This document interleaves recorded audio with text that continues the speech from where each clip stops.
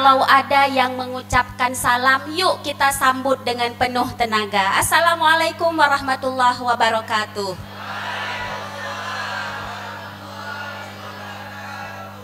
Gimana, sudah diisi ruang tengahnya? Artinya udah lebih semangat ya. Ya, memang harus amunisi harus cukup dulu supaya tenaga itu ada. Sekarang kita masuk ke sesi ketiga. Ini untuk siang ini sesi terakhir, setelah kita nanti isoma masih ada 2 lagi.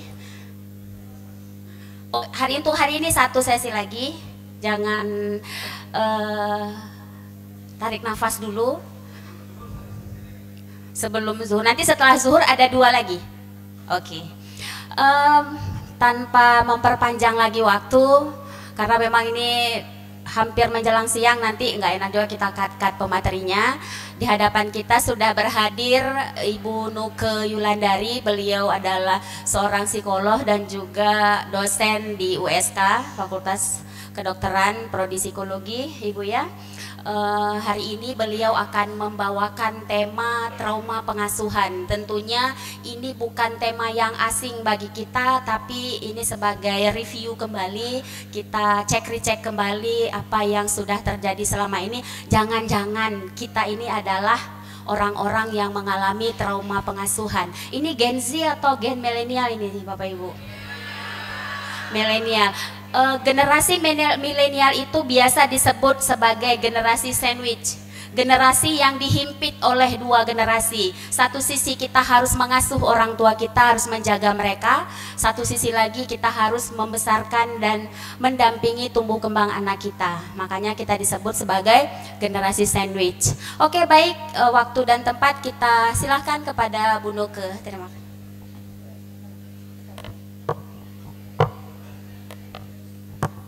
Bismillahirrahmanirrahim. Assalamualaikum warahmatullahi wabarakatuh.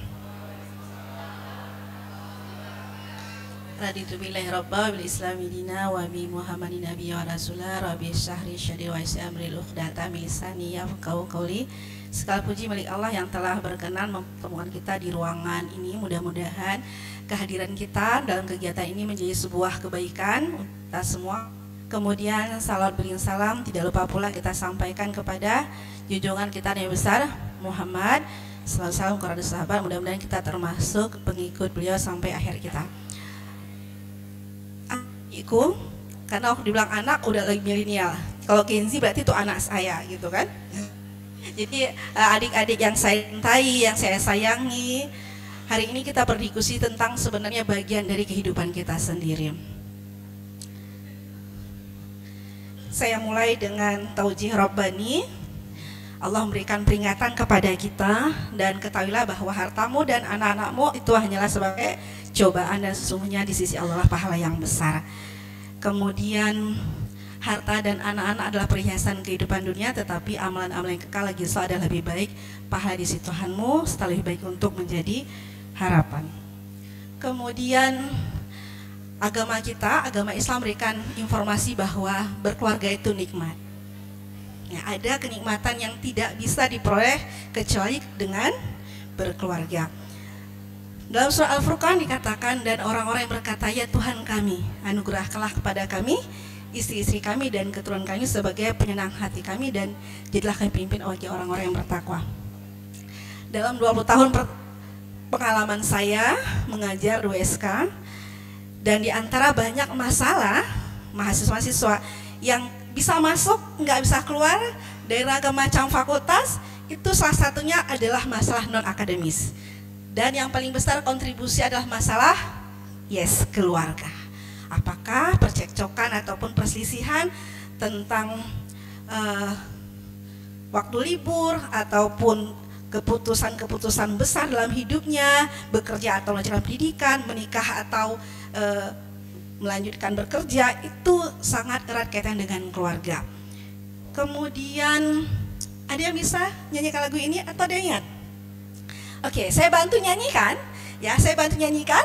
Nanti kalau saya bilang sebelah sini, jawab keluarga ya. Harta yang paling berharga adalah keluarga. Istana yang paling indah adalah puisi yang paling bermakna adalah mutiara tiada tara adalah. Nah, di banyak riset menyebutkan bahwa orang berhasil, termasuk Anda, adik-adik saya yang berada pada tahap ini, itu karena dukungan keluarga.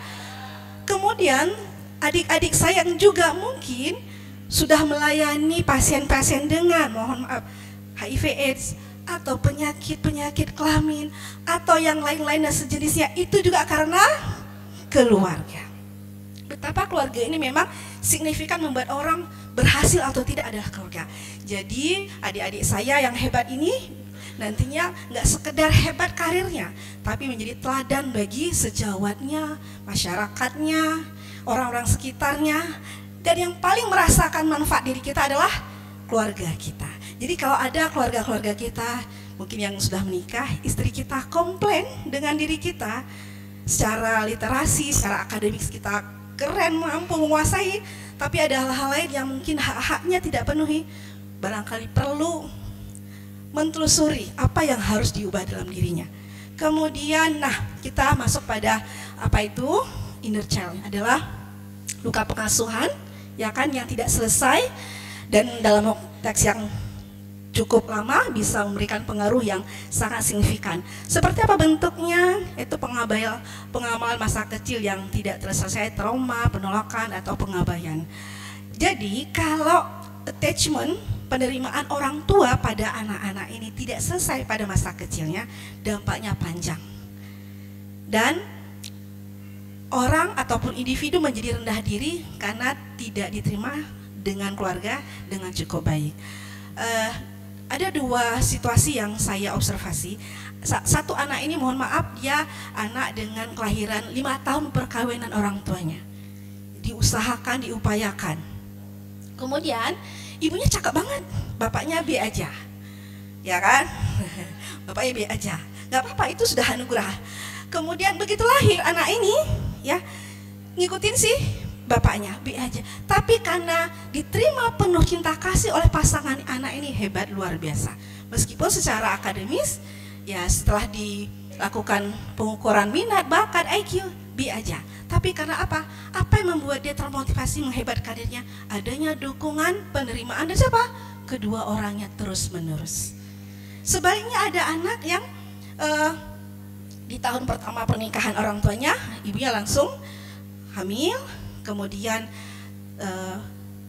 ibunya melahirkan, dia diterima oleh keluarga besar yang sangat luar biasa, tapi karena ibu bapaknya belum menyiapkan dirinya untuk menerima kehadiran ini, akhirnya anak ini yang sangat luar biasa potensi yang menjadi biasa saja.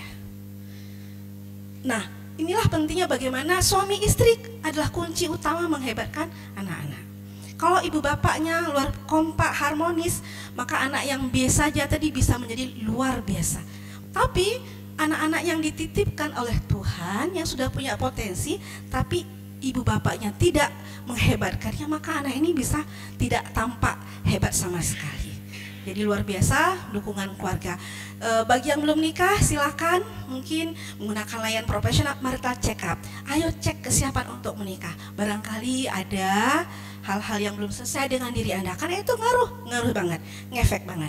Jadi nanti kalau Pak dokter ini atau anak-anak adik-adikku yang dokter ini menikah, jangan lupa tanyakan, ada punya kebiasaan olahraga enggak? Di riset terbaru mengatakan bahwa orang-orang yang punya kebiasaan olahraga ini lebih mudah bahagia, dan orang kalau udah bahagia mudah terkoneksi dengan kebahagiaan orang lain. Sesibuk apapun silahkan olah lah, ya kan? Silahkan atur jadwalnya supaya bergerak, berolahraga. Kalau kita berolahraga, kita happy atau malah kita down? Kita happy, ya, kita pengen ulang lagi pengalaman bahagia itu. Kemudian, ya tadi sudah menyampaikan bahwa ini adalah tokoh yang mempopulerkan istilah inner child. Kemudian, nah, bagaimana dampaknya pada kepribadian pada usia remaja? Maka remaja-remaja yang memiliki luka pengasuhan biasanya identitas dan kepercayaan dirinya rendah, kan? gampang tersinggung, perlu terus-menerus dikawal untuk divalidasi dirinya gitu ya.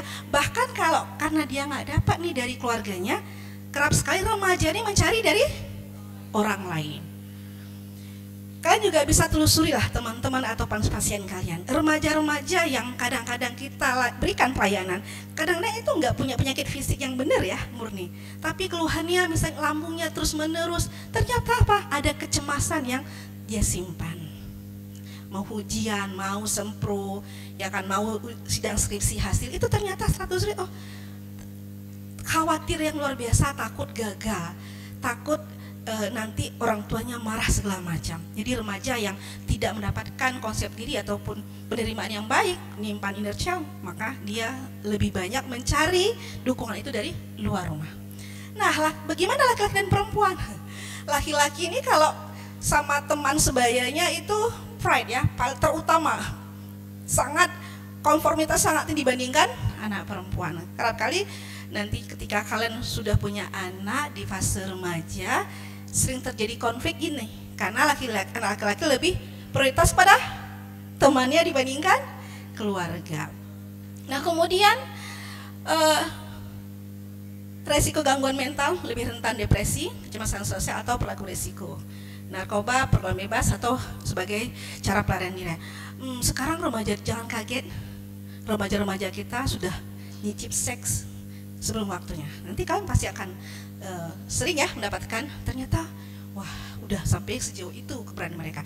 Setelah ditelusuri apa? Dia dirayu, dia disanjung oleh lawan jenisnya. Jadi kalau ibu biasanya bilang, kalau kamu punya pacar terus arahnya adalah ke seksual, katakan enggak, berarti dia tidak benar-benar sayang sama kamu. Casingnya aja sayang, di ujung-ujungnya pasti ke situ.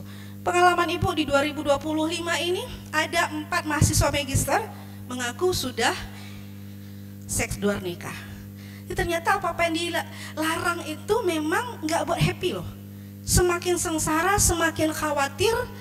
Karena apa? Karena ketika itu terjadi, bagi laki-laki dia bebas lepas, bagi perempuan seumur hidup akan terikat dengan satu laki-laki.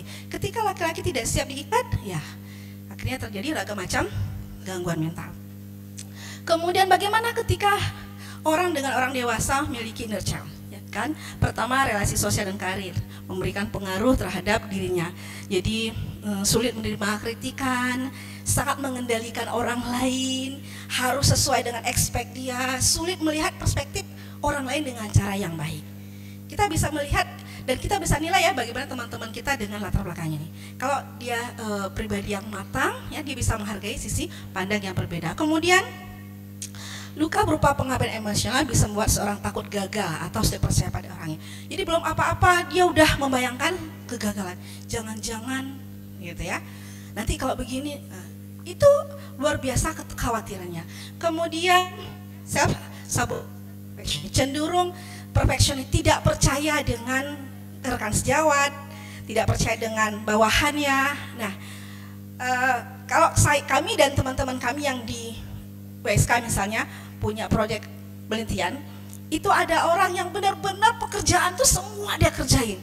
Kita tuh nggak enak tanda tangan honor karena standar dia. Nah, ini bisa jadi indikasi dia memiliki inner child. Padahal kalau dia pribadi yang matang, kasih kesempatan teman, beri kesempatan teman. Kalau hilaf atau pekerjaan di bawah standar, dievaluasi, diarahkan. Padahal kalau orang kerja tim itu membuat kita happy ya. Beban kerja yang berat bisa dikecilkan, dirinci menjadi beban bersama. Kemudian gangguan psikologis bisa bentuk dalam bentuk apa? Burnout, bosan yang luar biasa.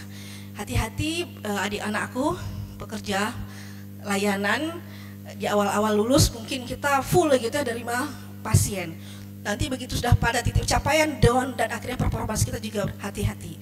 Yang disukai dalam Islam adalah terus-menerus bekerja. Batasi aja jumlah pasien kita. Ya orang tuh memang selalu butuh dengan tenang. Tapi kalau kita tidak memberikan batasan, boundaries yang jelas, kita akan kehilangan waktu penting untuk siapa? Diri kita sendiri. Bahkan untuk pasangan.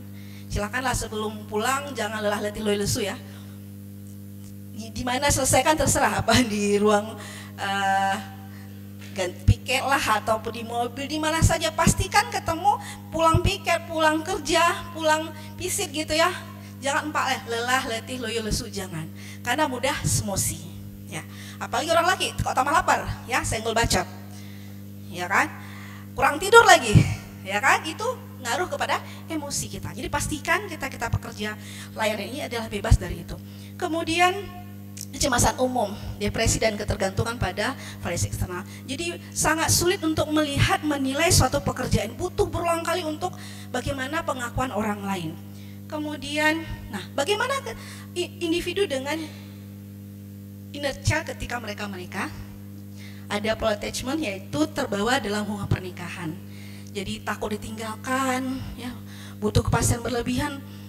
Ada pasangan-pasangan yang, mohon maaf, mungkin kalau pasangan itu dengan kelahiran 50-an, 40-an, mungkin pola masih kita lihat ya, semuanya perlu dilayani, semuanya ada suami ada istri. Ya untuk konteks sekarang nggak cocok ya, dimana perempuan dan laki-laki punya kesempatan untuk bekerja, ada batasan-batasnya, mereka tidak selalu bisa bersama.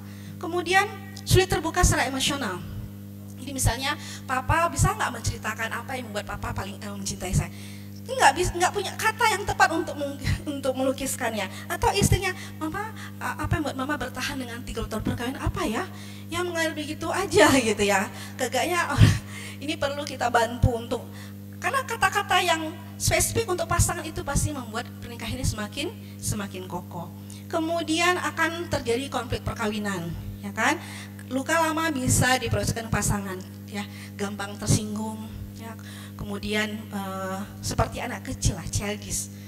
Memang bapak punya orang tua. Bapak masih ada? Usia berapa? 50. Ibunya 50 tuh. Nikah sebaya. Lebih tua.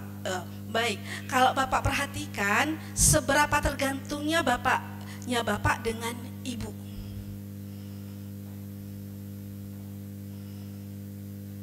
Selalu bergantung.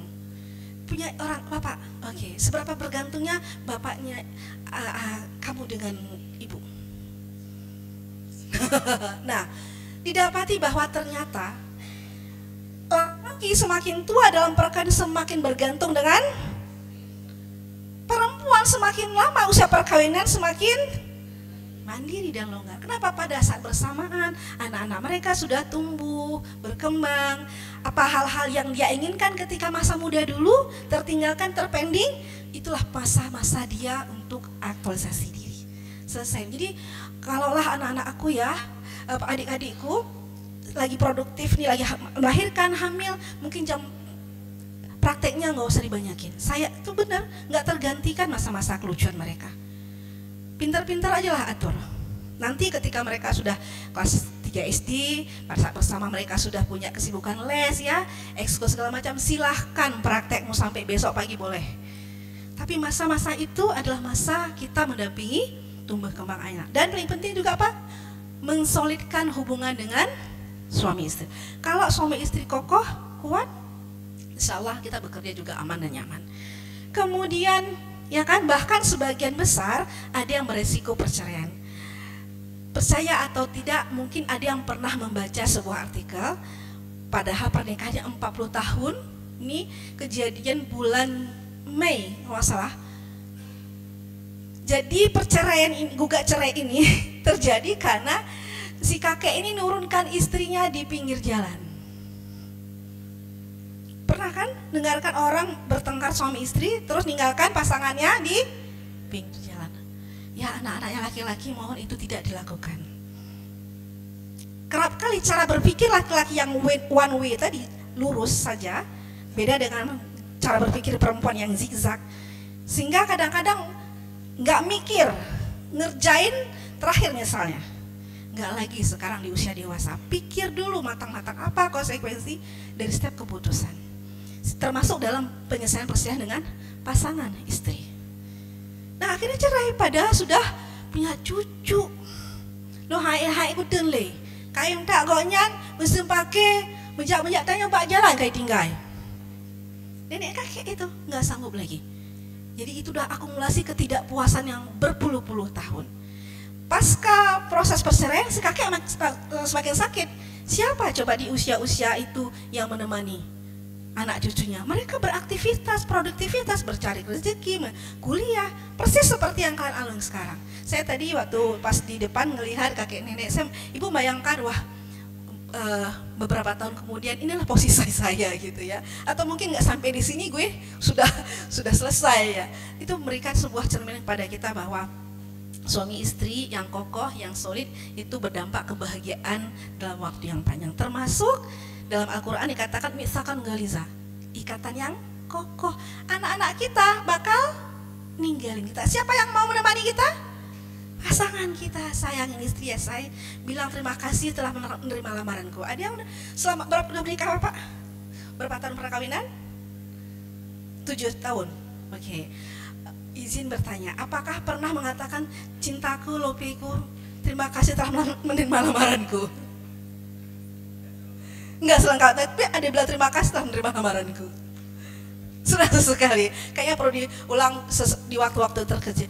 Karena kalau kita nggak kenal dengan diterimanya lamaran kita nggak punya anak, kita nggak bisa sesukses ini gitu ya.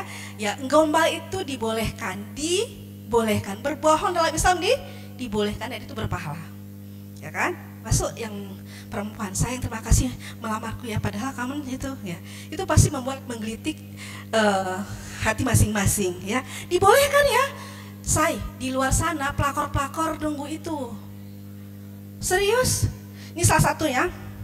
Jadi pasien ini di handover oleh teman saya yang spesialis obgyn. Jadi bapak ini punya penyakit kelamin dan tidak mengaku dari mana dia dapat. Akhirnya kayaknya perlu kita konseling keluarga. Setelah kita buat skenario, kita konseling keluarga dari mana dapatnya.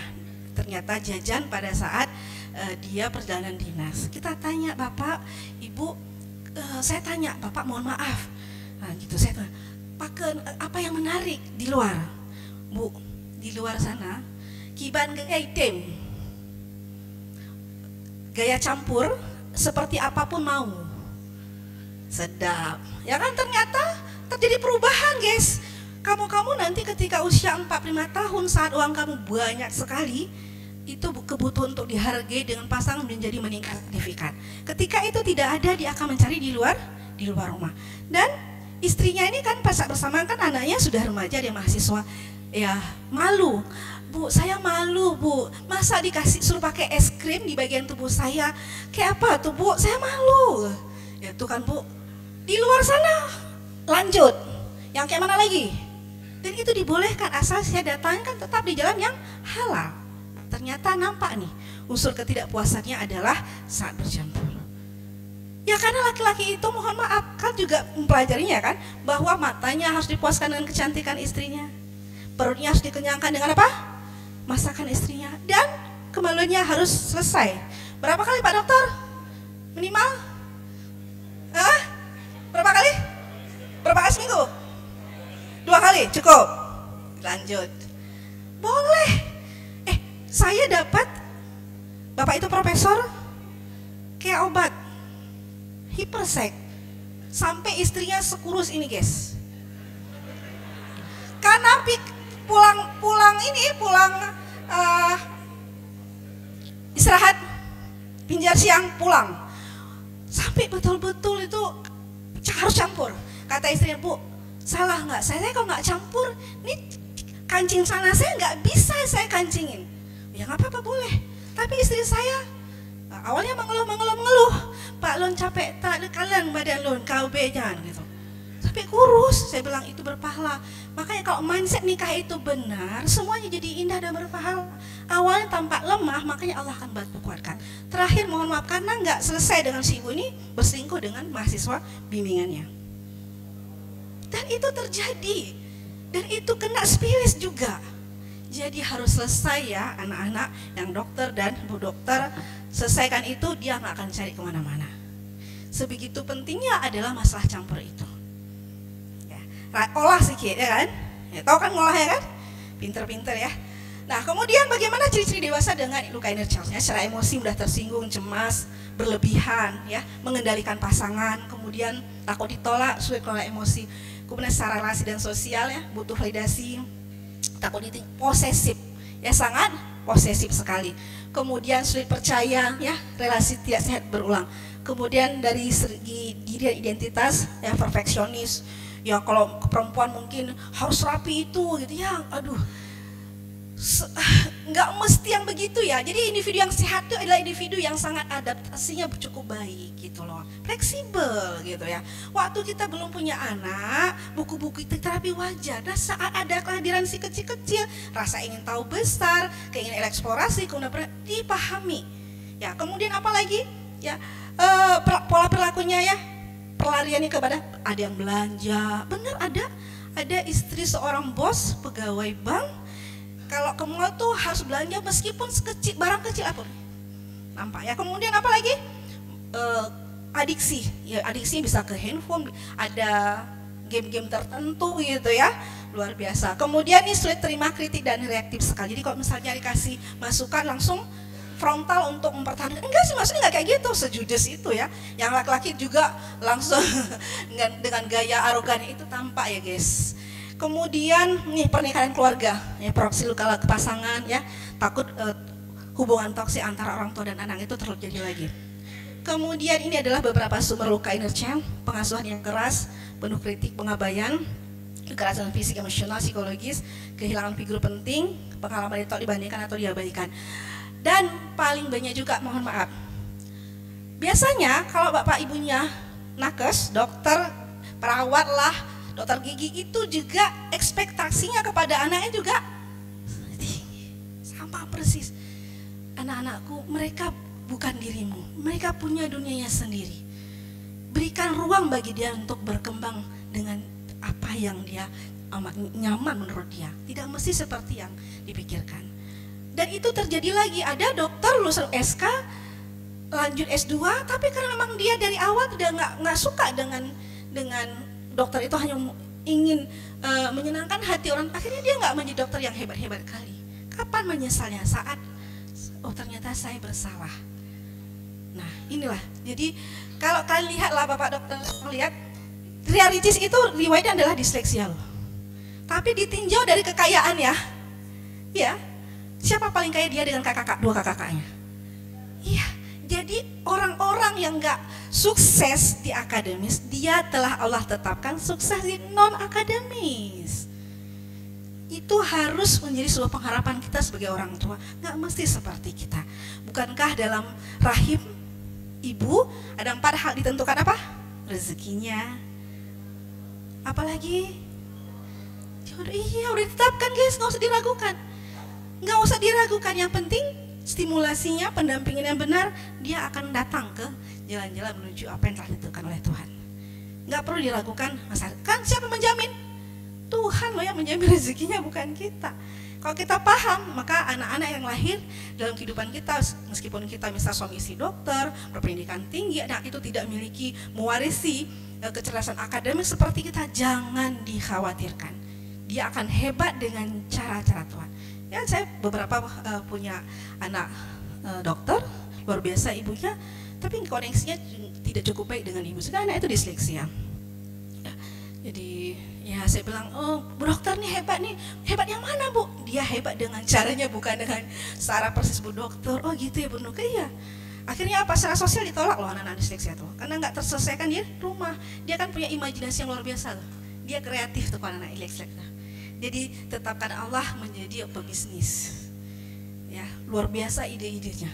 Dia bilang sama temannya, dia makan breakfastnya dia di Uni Soviet. Temannya bilang, "Pih begahnya." Padahal dia baru nonton buku-buku yang memang cukup tinggi untuk dia. Cuma dia tidak mampu mengkoneksikan antara imajinasi dengan kondisi realita. Disitulah peran orang tua. Saya ini dalam cerita ini tidak ada dalam kehidupan kita. Coba lihat peran siapa? Orang tua. Nggak ada yang bisa sabar kita kecuali orang tua. Kemudian nih beberapa temuan riset mengenai perbedaan gender dalam literatur. Ternyata wanita terpengaruh oleh bius, ya mungkin cubitan, kata-kata gitu ya. Tetapi pria lebih terpengaruh oleh pengabaian, ya kan? Misalnya bapak yang tidak mengapresiasi capaiannya, lebih memilih kegagalannya itu banyak sekali gitu. Sehingga laki-laki ini merasa pelaku mana yang saya perkuat untuk bisa mendapatkan apresiasi. Nah, artinya jenis luka yang lain dapat mempengaruhi tingkat kesulitan baik laki-laki maupun perempuan. Kemudian kesulitan pulih dari luka inner child berdasarkan gender. Wanita lebih sering melaporkan depresi, anxiety, ya kan, dibandingkan pria. Kenapa? Karena wanita ini Allah berikan dua perba center kiri dan kanan, sehingga kemampuan narasinya banyak dibandingkan laki-laki. Ditambah lagi karena kita hidup di budaya yang memberikan batasan-batasan pada laki-laki untuk bercerita, berdiskusi tentang perasaan, itu juga membantu dia menjadi tidak bercerita sama sekali. Tapi mungkin yang ambil kedokteran di banyak riset, mana yang lebih banyak bunuh diri, ide bunuh diri, laki-laki atau perempuan? Ide bunuh diri banyak pada laki-laki. Karena ini riset yang mengatakan, karena itu tadi budaya kita tidak memberikan ruang untuk laki-laki bercerita, berkeluh kesah. Bahkan dia merasa kalau saya bercerita, saya ini ada beberapa mahasiswa USK yang masih alhamdulillah masih dalam pendampingan kita. Jadi kalau dia mengeluh tentang kesulitan dia dalam menyelesaikan tugas akhirnya, teman-temannya bilang, "Alah itu ya pun Cemeli, orang biasa aja." Tapi Bu, bagi saya itu sulit. Kenapa teman-teman tidak bisa mengakui bahwa kesulitan itu adalah persis saya gitu. Dan akhirnya dia harus ke profesional. Dan subhanallah juga anak ini dengan penolakan teman-temannya yang begitu, akhirnya dia lari ke agama, dia lari ke sholat, dia baca ke Al-Quran gitu. Karena alhamdulillah juga dia punya basic itu dari keluarganya. Nah, kemudian bisa menunjukkan gejala psikologi lebih kuat setelah pelecehan. Jadi perempuan biasanya di awal-awal mungkin down, setelah kemudian mencari mengelaborasi cara yang tepat, akhirnya dia bisa up dengan lukanya. Kalau laki-laki apa? Stigma ya, maskulinitas sulit mengungkapkan emosi dan mencari bantuan, dia cenderung disimpan. Kemudian faktor protektif ya, resiliensi yang tinggi, dukungan sosial mampu mempercepat pemulihan. Jadi makanya kalau suami istri pandai-pandailah mengungkap, mengidentifikasi luka batin pasangan kita dari interaksi yang intens terus menerus ya, karena luka itu tidak sekaligus selesai, tapi bab per bab kita bantu dia untuk pulih. Mudah-mudahan kebermanfaat itu kembali kepada siapa? Kita sendiri sebagai pasangannya. Bukan berarti kemudian setelah kita tahu bahwa mohon maaf dia anak tentara, dia dididik sangat begitu keras, kemudian ragam macam persaingan saudara kandung dia alami, akhirnya tidak jadi, itu bukan seperti itu gitu. Tetapi bantulah pasangan itu untuk bisa melewati fase itu dengan cukup baik.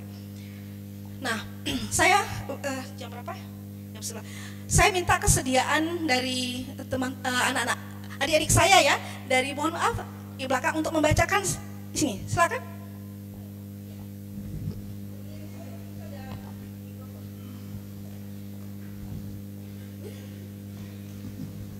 Baik, Assalamualaikum warahmatullahi wabarakatuh. Waalaikumsalam warahmatullahi wabarakatuh. Nama saya Fani, saya dari Prodi Kedokteran Jiwa. Izin untuk membacakan sebuah kasus. Namanya Alia. Sejak kecil ia sering merasa kurang dicintai. Orang tuanya sibuk bekerja dan ketika ia melakukan kesalahan kecil seringkali dimarahi. Luka itu tumbuh menjadi bisikan dalam dirinya. Aku tidak cukup baik, aku tidak layak dicintai. Saat dewasa, luka masa kecil itu membuat Alia mudah tersinggung, takut ditolak dan sulit percaya pada orang lain. Namun suatu ketika dalam sebuah kajian ia mendengar ayat, "Sesungguhnya jika kamu bersyukur, pasti kami akan menambah nikmat kepadamu." Surah Ibrahim ayat 7. Ayat itu menusuk hatinya. Ia mulai menyadari bahwa kebersyukuran bukan hanya tentang ucapan, tapi ibadah hati yang mendekatkan diri kepada Allah. Alia pun memulai perjalanan kecil. Setiap malam sebelum tidur, ia menuliskan 3 hal yang ia syukuri. Awalnya terasa biasa, tapi perlahan hatinya mulai terasa ringan. Ia bersyukur masih diberi nikmat iman dan Islam. Ia bersyukur Allah memberikan tubuh sehat untuk beribadah. Ia bersyukur pernah punya masa kecil yang meski penuh luka tetap menyimpan tawa saat bermain hujan bersama adiknya.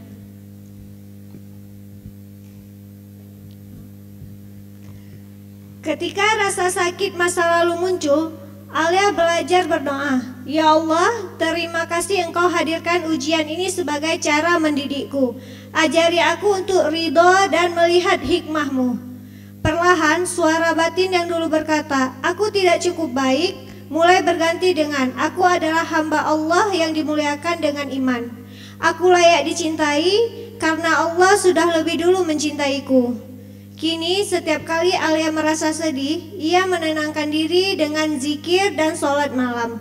Ia tahu syukur bukan hanya menerima nikmat, tetapi juga sabar dalam luka, karena Rasulullah pernah berkata, Sungguh menakjubkan perkara seorang mukmin. Sesungguhnya seluruh perkaranya adalah baik. Jika ia mendapatkan kesenangan, ia bersyukur, maka itu baik baginya. Jika ia ditimpa kesulitan, ia bersabar, maka itu baik baginya. Dengan kebersyukuran yang berlandaskan iman, Alia akhirnya berdamai dengan masa lalu. Ia belajar bahwa inner child yang terluka bisa sembuh dengan rahmat Allah, selama ia mau melihat hidupnya dengan kacamata syukur. Kini Alia berkata dalam hatinya, "Alhamdulillah ya ala kulli hal. Dari semua luka anugerah, aku semakin dekat denganmu ya Allah."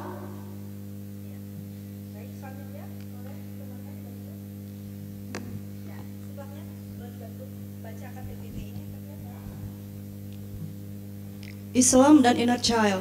Dalam Islam, kita diajarkan bahwa setiap pengalaman hidup, termasuk luka di masa kecil, adalah bagian dari takdir Allah Subhanahu wa Ta'ala. Takdir bukan untuk melemahkan, tetapi sebagai jalan tarbiyah Allah agar hambanya tumbuh lebih kuat, sabar, dan dekat dengannya. Luka masa kecil bisa menjadi sumber hikmah bila dipandang dengan kebersyukuran dan keyakinan bahwa Allah tidak membebani seseorang melainkan sesuai kesanggupannya. Quran Surah Al-Baqarah ayat 286. Artinya, inner child bukan sekedar beban, tetapi juga amanah dan ladang pahala. Jika kita mampu menerimanya dengan ridha, sabar, dan syukur. Luar biasa. Nah, inilah agama kita memberikan tawaran pemulihan bagi orang-orang yang mengalami inner child.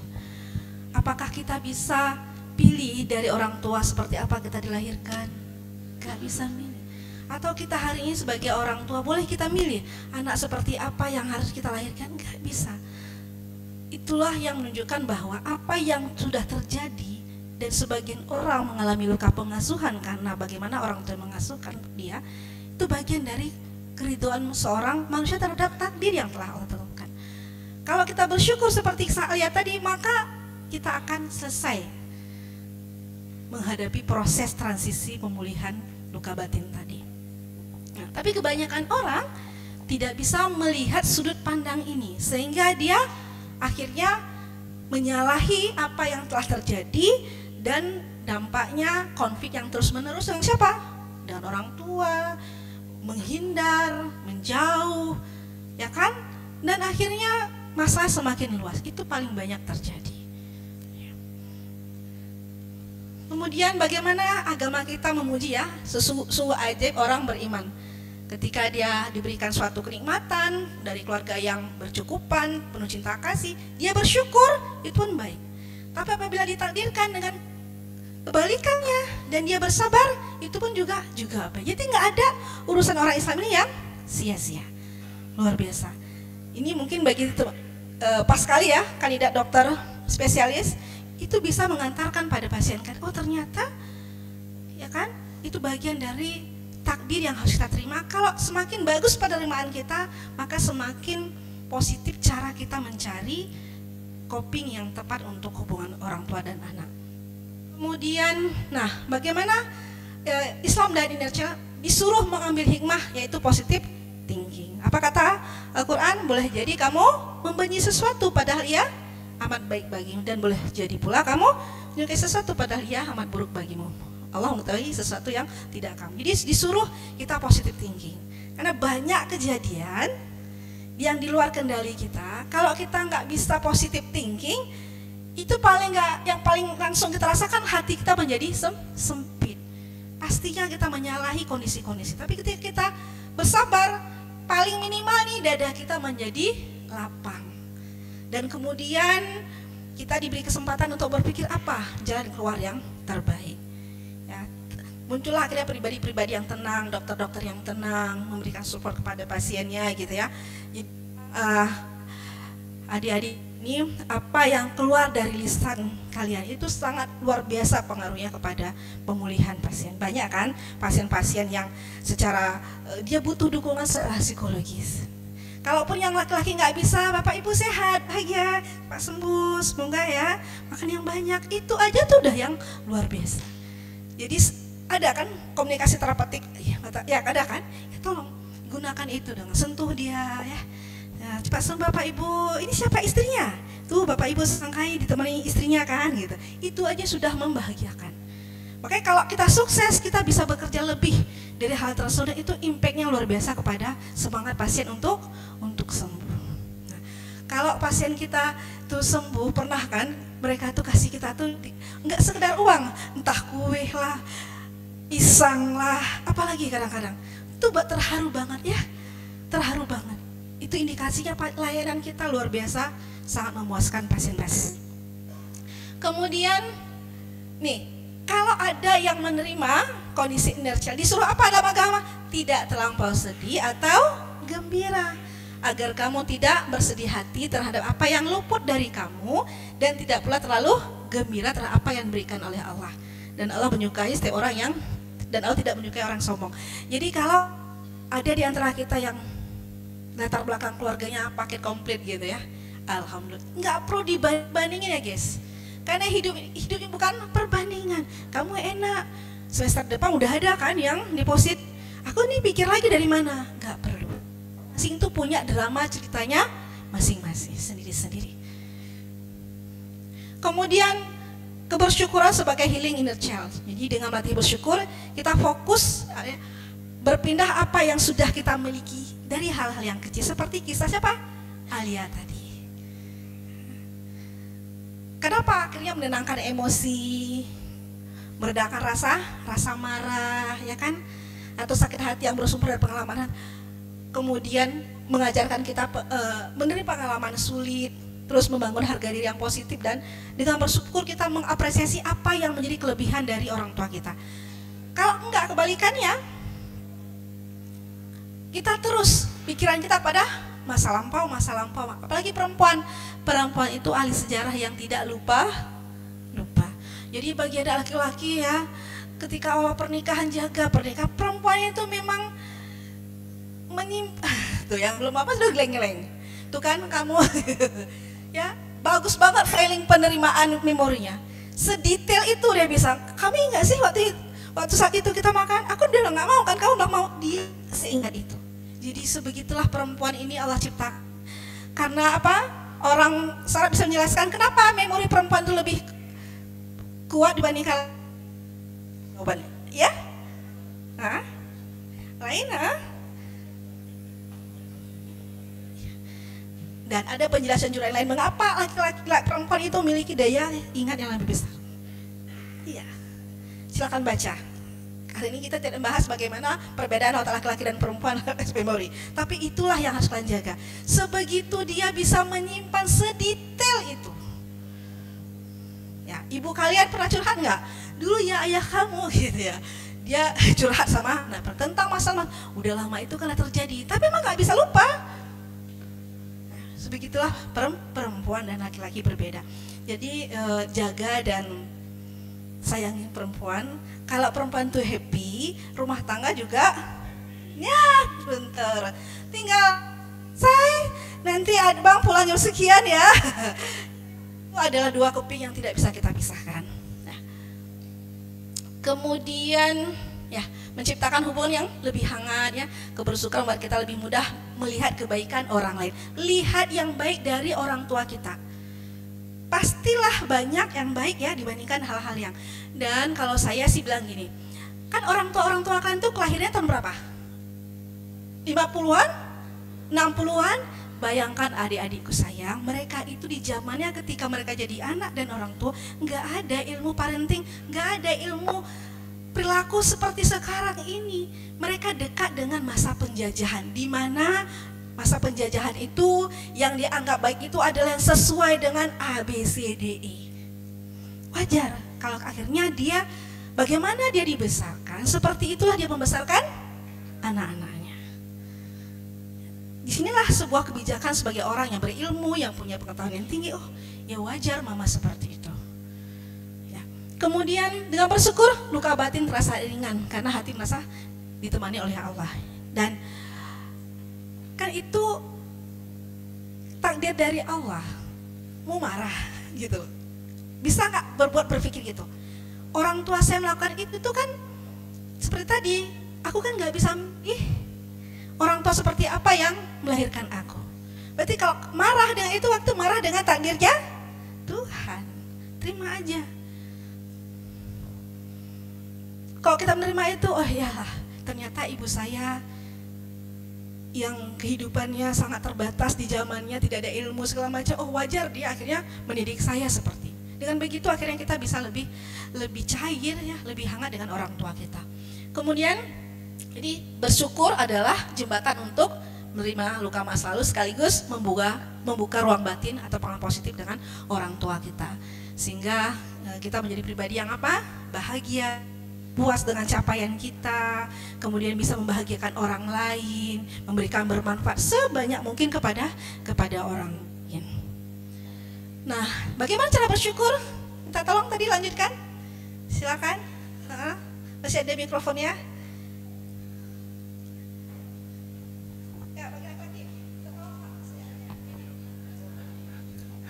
Cara bersyukur alhamdulillah dari Jabirah bahwa Rasulullah SAW bersabda, Allah Subhanahu Wa Taala tidak memberi suatu nikmat kepada seorang hamba, kemudian ia mengucapkan alhamdulillah, kecuali Allah menilai ia telah mensyukuri nikmat itu.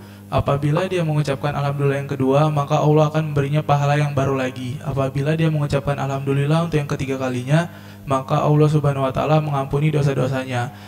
Hadis Bukhari, Hakim dan Baihaqi. Terima kasih. Ya, terima kasih atas. Jadi disuruh kita bersyukur, alhamdulillah ada orang tua, alhamdulillah. 3 kali kita mengucapkan ucapan alhamdulillah ada pahalanya.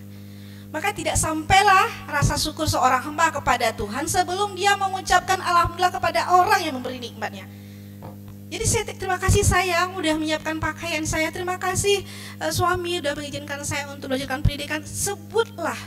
Sebutlah kebaikannya.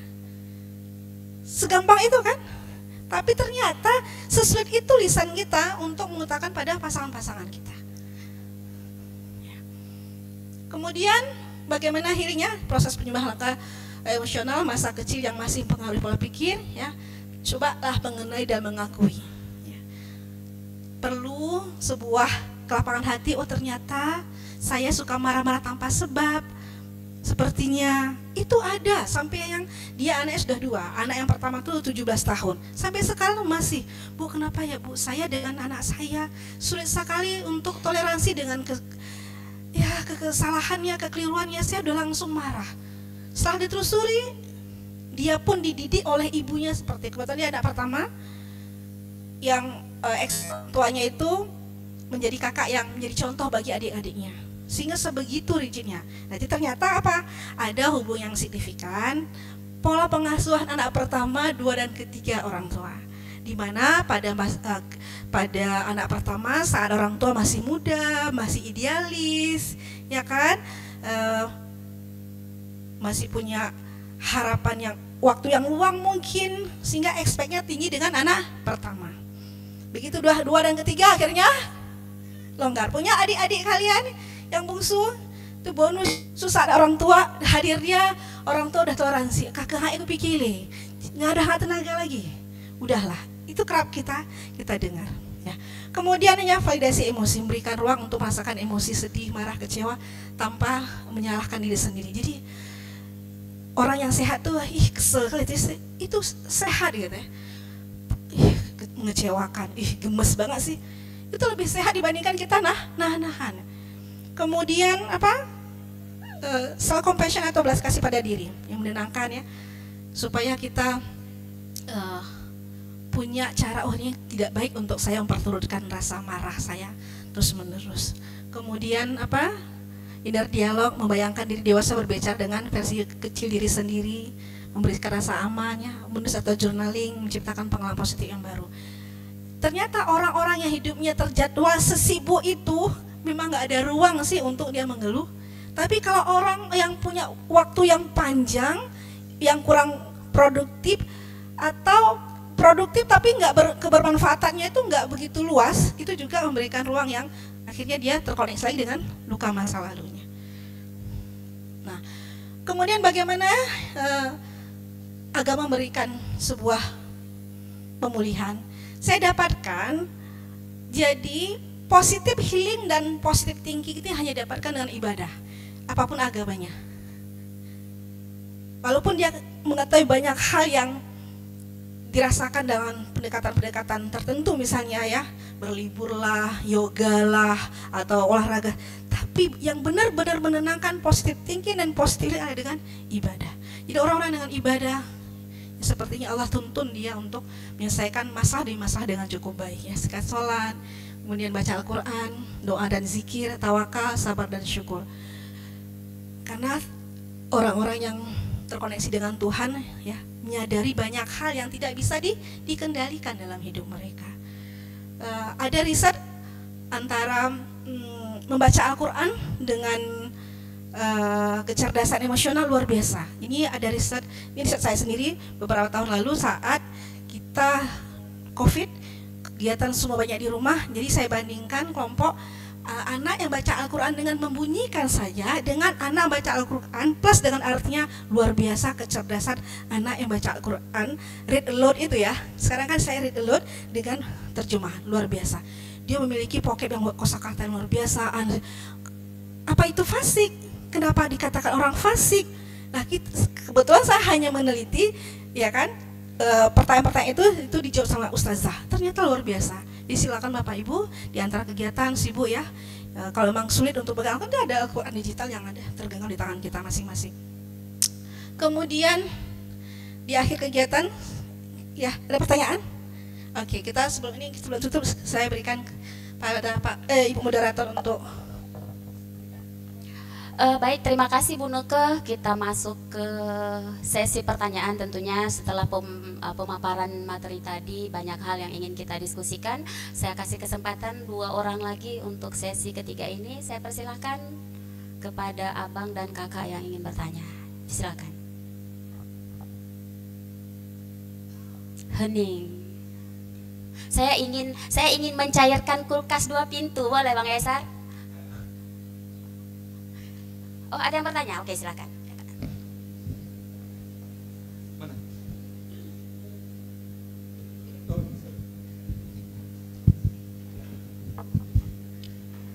Assalamualaikum warahmatullahi wabarakatuh.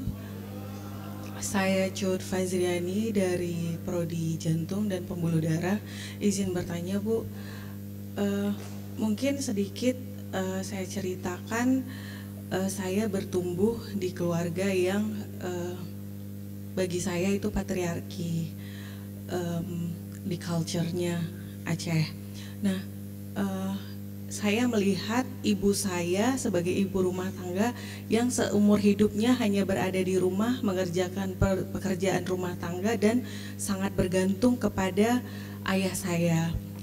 Dan saya sebagai perempuan melihat itu tidak ingin melanjutkan kehidupan seperti ibu saya saat saya berumah tangga. Nah, saat ini saya punya anak perempuan dan posisinya jauh dari saya, suami juga jauh. Kebetulan tinggalnya di Jakarta, suami saya bukan orang Aceh, dan saya sangat berambisi agar anak perempuan saya juga bisa jauh lebih baik dari saya. Jadi saya punya ambisi bahwa kita sebagai perempuan tidak perlu bergantung pada laki-laki, termasuk itu pada suami sebagai istri, karena bagi saya perempuan yang independen itu merupakan hal yang sangat penting. Jadi saya sangat berambisi untuk mendidik anak saya ke arah seperti itu. Nah, saya juga menjalani hari-hari saya juga demikian. Apakah ada dampak negatif gitu terhadap tumbuh kembang anak saya nanti, atau ada sesuatu yang berdampak nanti saat dia dewasa terhadap inner child-nya? Itu mungkin yang ingin saya tanyakan. Terima kasih. Mau dijawab terus Bu atau kita minta kesempatan? Ada yang ingin bertanya? Satu lagi? Oke, silakan Bang. Terima kasih kesempatannya. Saya Vivin dari Gizi Klinik ingin bertanya. Alhamdulillah sebagian PPDS yang hari ini hadir sudah memiliki keturunan Ibu. Dan anak-anak kami mungkin berpotensi besar menjadi seperti kata dalam tanda kutip tempat pelampiasan apabila orang tuanya mengalami stres atau tekanan di tempat pendidikannya nanti ya. Nah, mungkin ada saran atau masukan dari Ibu bagaimana sih caranya supaya anak kami atau keluarga kami di rumah ini tidak menjadi tempat pelampiasan pada saat kami sedang stres. Apakah kalau kami lagi stres di rumah sakit sebaiknya jangan pulang dulu atau mungkin bisa mengakali dari pasangan kami di rumah yang mengendalikan kondisi itu apabila terjadi di rumah. Seperti itu, terima kasih. Baik, terima kasih. Langsung kita minta Bu Nuke untuk menjawab. Ibu, silakan Bu. Bismillahirrahmanirrahim. Luar biasa, bagus sekali pertanyaan teman-teman sekaligus. Pertama adalah punya ambisi menghebatkan anak, tidak bergantung pada laki-laki ya. Yang pertama, sepertinya ada yang perlu diralat, bahwa dalam dunia ini laki-laki dan perempuan yang Allah ciptakan untuk saling bergantung. Pernikahan yang sehat itu adalah adanya saling keterbutuhan, ketergantungan di antara kedua.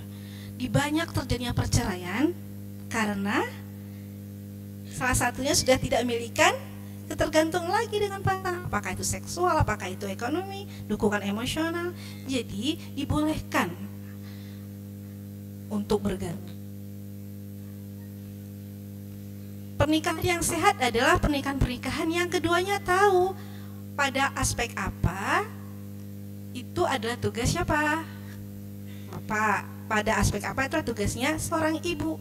Dari pengalaman yang solid, yang kompak suami istri itu menjadi pembelajaran yang bagus bagi siapa? Anak-anak kita. Karena dia melihat, merasakan, menginderai langsung.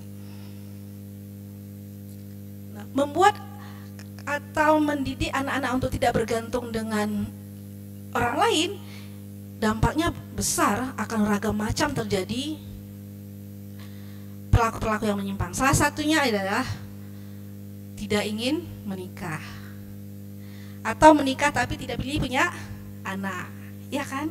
Itu yang tren sekarang. Kemudian ada juga yang memilih menikah dengan sesama jenis, ada. Kalian lah tahu ya, dokter-dokter juga ada yang orientasi seksualnya bermasalah. Beberapa tahun lalu saya dan teman-teman saya sempat, mohon maaf, tidak merekomendasi kelulusan yang bersangkutan untuk lulus di salah satu prodi. Karena kami yakin kalau dia diluluskan, dia akan menambah korban-korban. Dia menikah, satu anak, bolak-balik bercerai, justru dengan suami pertama, bolak-balik cerai rujuk sampai akhirnya benar-benar yang kesekian kali cerai. Karena setelah diketahui kenapa dengan saya tidak bisa kokoh pernikahannya, karena dia penyuka sesama jenis.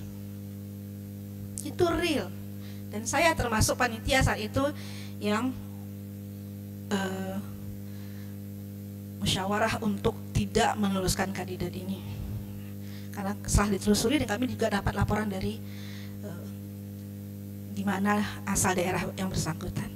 Setelah ditelusuri, itu ternyata dia ibunya nakes, punya luka batin, dia tumbuh berkembang hanya kokoh secara fisik saja tapi rapuh secara emosional. Dia punya klinik yang dia tidak usah bekerja. Dia punya bawahan untuk melaporkan pendapatan klinik mereka setiap bulannya. Itulah yang akan terjadi kalau akhirnya kita disorientasi dalam mendidik anak-anak kita. Suruh perempuan-perempuan itu untuk bekerja, Tapi ingat, ada fitrah-fitrah keperempuanan juga harus kita jaga, Ibu. Apalagi sekarang ini kita hidup di yang serba instan, sehingga yang dia pikir sukses itu adalah kalau segalanya itu mudah dan efektif. Itu salah. Agaknya harus diskusi dengan pasangan pada poin apa itu adalah ranahnya papa, pada ranah apa itu adalah ranahnya ibu. Orang-orang hebat itu diasuh oleh vitamin A dan vitamin I. Artinya ada partisipasi ayah dan iya. Riset menunjukkan bahwa anak-anak yang diasuh oleh peran ayah, adanya keterlibatan seorang ayah, maka anak bayi itu menjadi anak bayi yang tidak rewel. Karena cara menggendong ayah tuh begini. Dan kalau ayah tuh happy, wah, antara takut dan bahagia. Kalau ibu-ibu gendong gimana? Gemes-gemes, yang dilihat siapa? Ibunya doang. Kalau ketika anak ini ada peran si ayah, maka ketika usia 5 tahun, 6 tahun, kalau ke sekolah menjadi anak yang mudah beradaptasi, mudah trust dengan orang lain. Karena pondasi emosional sudah selesai di rumah. Kalau ketika dia usia remaja, anak laki-laki dan perempuan ini ada partisipasi ayah dan ibu secara berimbang. Kalau dia perempuan menjadi anak perempuan yang gak mudah, gampangan diajak pergaulan bebas, takut sama ayah. Kalau mau menikah, siapa kriteria yang diinginkan? Seperti ayah, karena figur ayah sudah cukup bagus.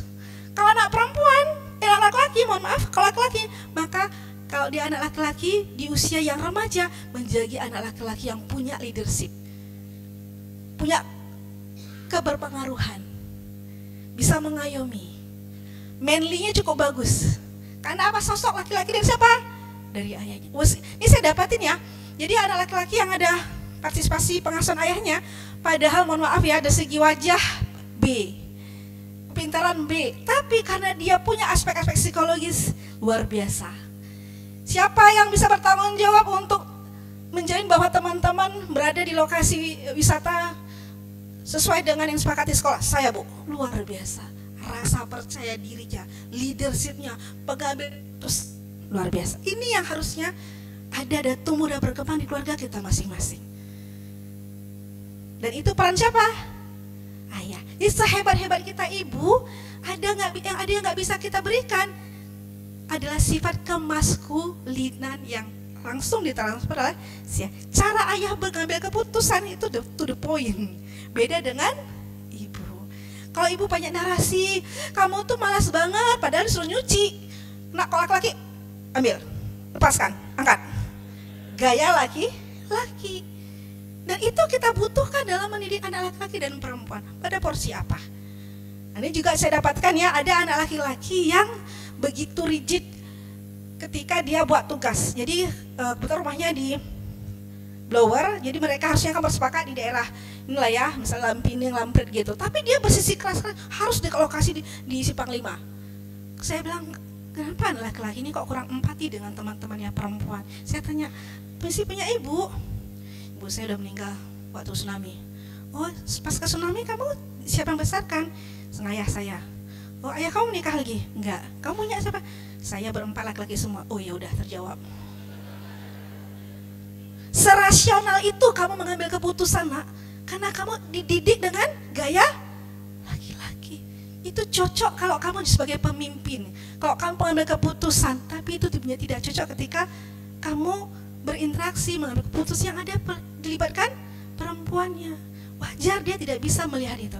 Bu, saya itu jaga kafe bapak saya kasir di situ. Oh iya, Nak. Tidak bisakah kamu bisa berdiskusi dengan siapa teman tim kamu? Di jam itu kamu boleh mungkin meninggalkan sejenak. Baru dia berpikir, iya juga Ibu ya. Begitulah pengaruh anak laki-laki yang full diasuh siapa? Laki-laki, sangat rasional, sangat rigid, sangat visual. Ditanya sama ya, tadi kamu dipanggil sama abang kamu, kan abangnya selesai sempro. Rupanya di beberapa fakultas itu kalau sempro teman-teman yang ngasih hadiah guys. Jadi laki-laki perempuan di tempat kali gitu juga kasih ya. jadi abangnya karena juga memberi sama teman-teman udah banyak nih, susah bawa pulang. Dia telepon adiknya laki-laki ini, Terus tanya ayahnya, kemana Fayat? Disuruh abang ke kampus, baru selesai, kan udah selesai sempro jam 2 kemarin.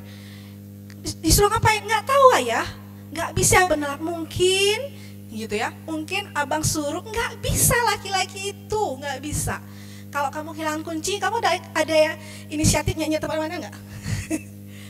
Pengalaman sama istri misalnya, punya pengalaman kalau dengan keluarga, dengan pasangan, hilang kunci misalnya, pindah tempat, tanya, kenapa tangannya nggak dibalik di situ ya, padahal pindah dikit, begitulah. Nggak ada apa yang nggak ada di situ loh, astagfirullah, tertutup aja loh ya, kan aku nggak nampak, ya tanganmu nggak bisa, akhirnya gitu, jadi berantem. Begitulah pengaruhnya dalam jangka waktu panjang, anak yang diasuh sangat maskulin, tidak bercampur dengan feminim keperempuanan. Atau malah kebalikan, anak laki-laki yang full diasuh oleh ibunya sangat feminim, tidak jadi orang yang gak enakan. Itu bahaya juga. Jadi ingat, Allah menakdirkan laki-laki dan perempuan untuk ada porsi yang masing-masing, tinggal bergantung bagaimana kita mengolahnya sehingga anak ini betul jadi pribadi yang hebat gitu ya. Kemudian saya lanjutkan pada pertanyaan yang kedua, yaitu bagaimana dinamika lagi mengikuti pendidikan, full stres ya, sehingga anak kita, Bapak Ibu, rekan sekalian, pendidikan itu keputusan kita, betul? Meskipun kebermanfaatannya itu juga untuk keluarga. Tapi sebelum memutuskan pendidikan, kita harus punya coping regulasi diri yang cukup baik. Ada beberapa hal yang dasar yang harus kita ketahui, bahwa yang membuat orang terpicu marah itu ya, jangan berkomunikasi saat yang 4L ya, lelah, letih, loyo, lesu, jangan. Baik dengan rekan, apalagi keluarga, jangan. Makanya saya bilang, kalau habis piket, habis fisik segala macam, silakan hilangkan lelah, letih, loyo. Bahkan kalau dalam Islam disuruh singgah ke masjid dulu, supaya di jeda waktu menghempaskan kelelahan. Terus jangan berkomunikasi dengan nada suara yang tinggi, ngegas. Terkadang ada ketidakpuasan kita dengan rekan sejawat kita pada saat pergantian shift ataupun hal diskusi yang lain yang nggak selesai, tapi kita gagal mengelolanya, terlampiaskan kepada suami atau anak. Atau teks, jangan berbicara itu saat situasi yang penting itu jelimet berputar-putar, kita maupun orang lain. Jadi kalau itulah kita pahami Bapak, mudah-mudahan gaya kita berkomunikasi itu menjadi lebih efektif dan baik. Pernah dengar konsep mindfulness? Semuanya itu dikendalikan, ditata sedemikian rupa, apalagi kita ini nakes, buah tutur kata kita jadikan rujukan untuk pengambil keputusan atau di follow up keluarga-keluarga pasien. Makanya setiap orang yang bekerja atau berkomunikasi dengan, tulislah, bisa opening, konten, dan closing, sehingga efektif kan. Dan kalau itu sudah selesai, kita siap memposisikan diri sebagai siapa? Suami, sebagai ayah bagi keluarga kecil kita. Jadi jangan random kalau ketemu keluarga, paham? Penting nggak? Penting banget. Kalau orang nggak punya mindfulness, akhirnya random ketemu keluarga, bukan kebahagiaan yang ditransferkan, tetapi stres yang di rumah sakit tersebar ke rumah. Kalau Bapak lelah, orang laki kan memang kebutuhan tidurnya tinggi kan? Ya kan? Sama-sama kerja 2 jam, kita bisa tidur 1 jam, orang laki nggak bisa. Tidur aja di mana? Silakan. Silakan. Kalau saya punya pengalaman, teman saya itu ada kamar depan, dia sebelum ketemu sama anak-anak, dia tidur dulu, udah tidur udah selesai kantuk dan lelahnya, baru akhirnya ketemu dengan anak-anak. Kebetulan dia perempuan. Udah silakan siapkan amunisi makanan kita. Ada oatmeal, ada Quaker yang kecil-kecil, ada beng-beng yang kecil. Kan anak sesibuk itu kan. Pernah loh beberapa tahun lalu, mahasiswa lagi koas, lagi sesibuk itu Pak, dia nggak siapin air minum. Jadi kalau lelah itu dia minum pucuk harum, dia minum, bahaya sekali nih kalian. Akhirnya apa? Gagal ginjal. Silakan ingat ya, kita ini pekerja-pekerja seumur hidup kita akan mengabdi pada nusa dan bangsa. Atur aja, olah aja energi kita. Saya juga termasuk kalau misalnya Bu Nuke, saya kadang-kadang hadir sebagai saksi ahli karena perceraian segala macam. Bu tolonglah Bu, ini sudah ya. Kalau saya nggak siap, saya tidak akan jawab. Itu cara kita memproteksi diri kita. Silakan Bapak Ibu cari cara untuk memproteksi diri supaya jangan terpapar kelelahan lahir batin. Raga, bukan manfaat yang bisa kita berikan, malah bahaya. Maaf, ini rahasia kita aja lah. Beberapa tahun lalu ada mahasiswa prodi anestesi, gak usah saya bilang kasusnya, intinya karena kok masalah keluarganya sangat luar biasa, complicated, dan akhirnya memang salah.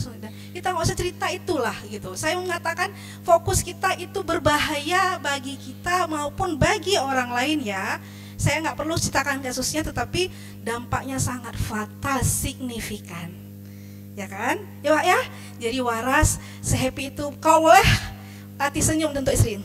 Hai say, disuruh senyum untuk anak, jangan untuk pasien aja gitu ya. Senyum sereceh itu Pak, ya kan? Biar apa? Membuat kita jadi hilang dari ketegangan, ya kan? Lebih waras ini kalau misalnya masing-masing profesi itu kan ada kode ya. Misalnya kalau dari klinik atau rumah sakit masuk keluar gerbang, ini adalah kehidupan profesionalku. Melangkah bismillah, ini adalah kehidupan pribadiku. Katakan ucapan-ucapan afirmasi positif, dan itu membantu kesadaran kita untuk memilah-milah peran kita sebagai ayah, sebagai istri, sebagai anak.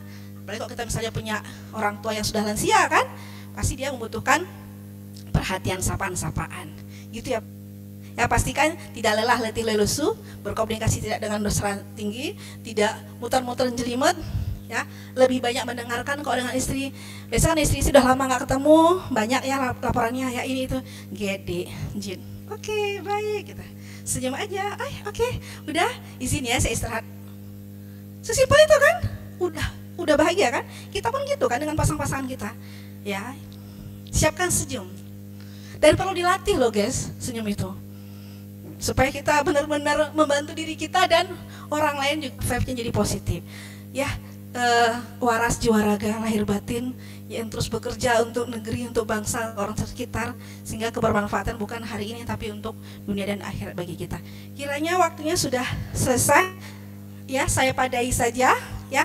Sebelum saya tutup, izinkan kita nyanyi lagu keluarga tadi. Bapak izin Yasar, biar ingat bahwa kesuksesannya, kemudahan pendidikan itu sangat bergantung dari dukungan keluarga, anak, istri, ya kan?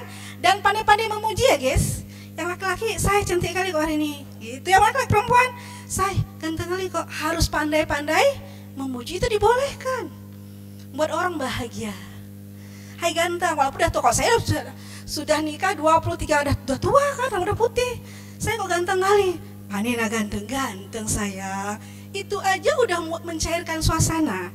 Dan Pak, kalau bagi marah-marah, risetnya mengatakan suruh physical touch, kiss, cium, peluk, selesai, nggak marah deh. Asli, kalau mau buktikan secara alami, lakukan try dengan pasangan halalnya. Baik, kita lakukan lagu ini ya. Ya, 1, 2, 3. Harta yang paling berharga, istana yang paling indah adalah puisi yang paling bermakna adalah mutiara tiada tara adalah sarangi. Selanjutnya Bapak, terima kasih. Boleh tunjukkan slide berikutnya. Ya, semoga bermanfaat bagi rekan-rekan yang punya orang tua. Jangan lupa minta doa terus-menerus kepada orang tua. Mudah-mudahan sehat terus sampai akhir pendidikan. Ingat, ada keberkahan pada doa-doa orang tua kita, orang terkasih kita, sampai kita akhirnya menyelesaikan pendidikan atas segala jerih payah. Demikian, billahi taufiq. Assalamualaikum warahmatullahi wabarakatuh. Alhamdulillah akhirnya kita selesai 3 sesi untuk pagi ini.